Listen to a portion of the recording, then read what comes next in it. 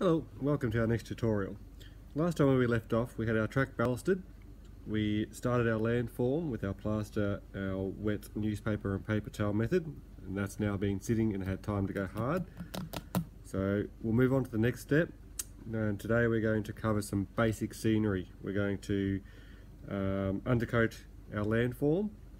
We'll use some fine turf to do some covering, and we'll use some clump foliage just to add a little bit more detail. Now when it comes time to covering your landform, many people use different options to cover. You can paint, you can use pigments, you can brush it on, you can sponge, use a spray can. My method is airbrushing, so I'm going to airbrush my base coat over my landform, and then while it's still wet I'll move on to putting down some turf and some clump foliage just to get a little bit more of a realistic look. And normally I'll do my terrain and my scenery work before I ballast my track, but because we did the tutorial first on ballasting, it's already done, so I've just covered it with a piece of masking tape to stop from getting any paint or unwanted turf or foliage or glue onto the ballast there. Alright, so we'll make a start. For our base coat on our landform, I'm going to be using Tamiya's Flat Earth XF52, which is an acrylic paint, and I've just thinned that down for my airbrush.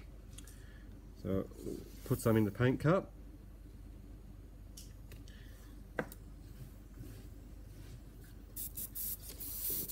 Okay, I'm just going to give it a coating, nice and general.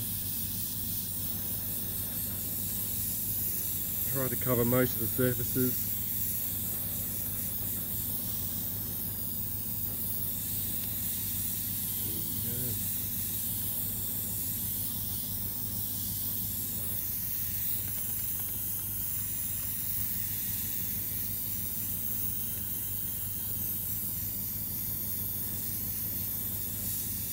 As you're going along, feel free to make some areas a little bit darker, some areas a little bit lighter. Add some highlights in as you're airbrushing, just for a little bit more of realism and that 3D look in your scenery. Depending on your level when it comes to airbrushing, will depend on how well you go.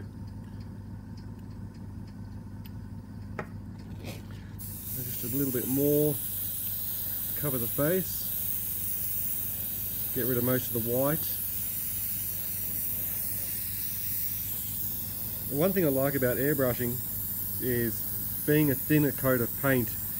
It just allows for, you know, the extra level in detailing, being able to shade, put some darker shade in lighter areas instead of just slathering on paint or wash over the entire thing.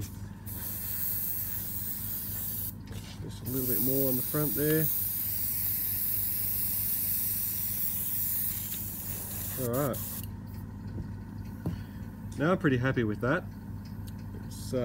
I've got some areas there that are a little bit lighter, some a little bit darker, just putting the extra detail and the realistic, the 3D look into the terrain. Now the acrylics dry pretty quickly, so what I'll do is I'll just put some of my scenic cement or my PVA water mixture. I'll just put a quick coat over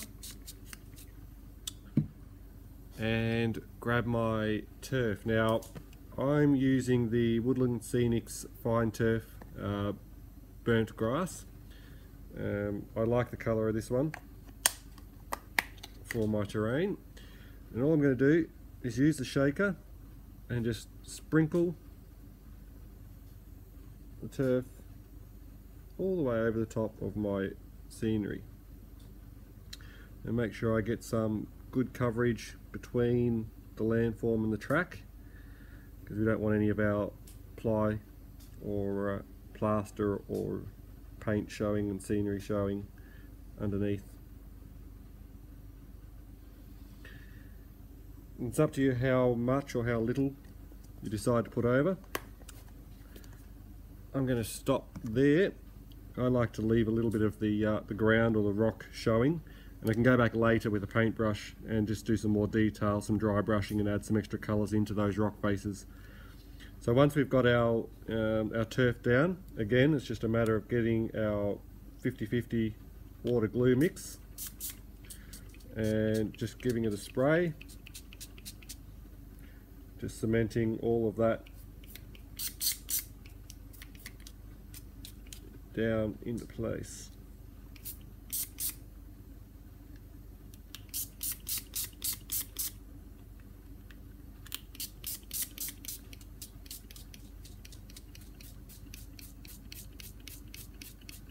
So we give it a good coat.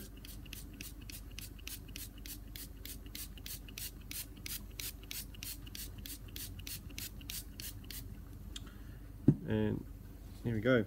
Now remembering that your PVA or your Elmer's glue, whatever mix, with your water dries clear, so don't worry about too much of it sitting on top of your paintwork or on top of your foliage. So once we're done there, we can go and add some extra details. Now in the container here I've got a mixture of olive, light green, dark green woodland scenic bushes, and I've just broken up a couple of bits out of each bag and mixed them in for a nice mixture of colours. If you want to use just the one colour, that's fine. I like to put a couple of different colours together just to give it a little bit more of realism.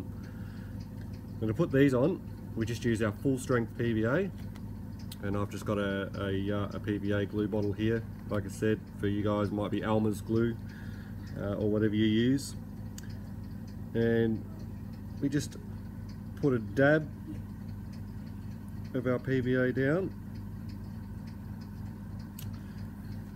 grab our bushes, and we just push it in until it soaks up the glue there. Do it a little bit more random. You don't want it too uniform. So just place them along the ridge in a few places up this end.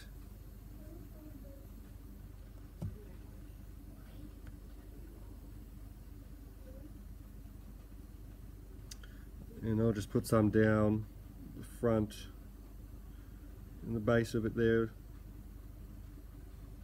between the hillside and the track, just to help blend the scenery into itself a little bit there.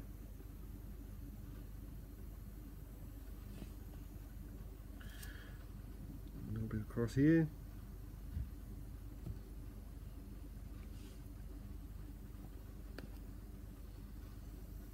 Some more on the end.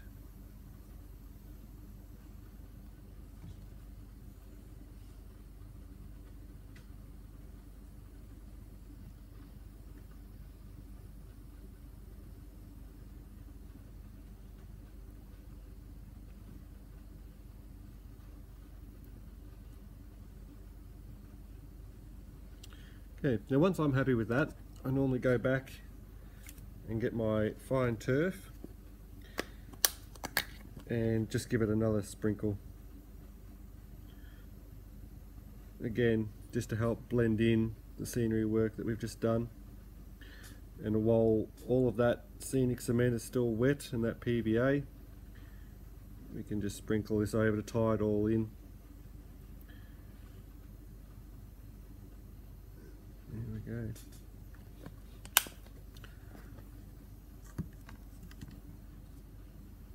Alright, so I'm going to leave this one here. When I come back, this will all be dried and set. We'll move on. I'll do some dry brushing and some more paint colours on the exposed rock face areas on the front here, and we'll cover rock faces and some wire armature trees. So that's it for now. Again, like always, thanks for watching. Feel free to comment any suggestions or ideas you have, and I hope that you can take this away and go and use it on your own layouts. So that's it from me. So happy modelling.